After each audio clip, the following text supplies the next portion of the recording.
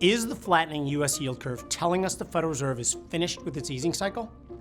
Well, back when the Fed started cutting rates in mid-September, markets were expecting the Fed funds rate to reach 2.8% by the end of 2025, according to the CME FedWatch tool. This widespread belief in a long easing cycle helped push the yield curve steeper, with the spread between 2-year and 10-year yields reaching as high as 42 basis points in mid-January. But the landscape has shifted dramatically since then. Now the markets are pricing in a Fed funds rate around 4% for December of 2025, a significant change in expectations. What's particularly fascinating is how the market narrative has evolved. Now, initially, the steepening yield curve reflected concerns that the Fed might cut rates too aggressively, potentially rekindling inflation and pushing long-term rates higher. But now that story's changed. The Fed appears to be taking a more cautious wait-and-see approach.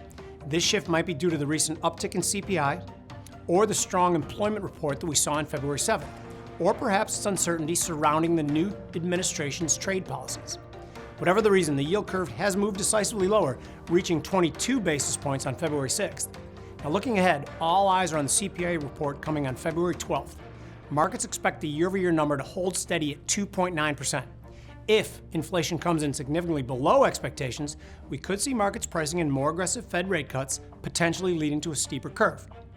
Now, if a trader thinks that the yield curve is heading back towards zero, they could sell the February micro 2-year versus 10-year Treasury yield futures contract at 0.25 and target a move to zero.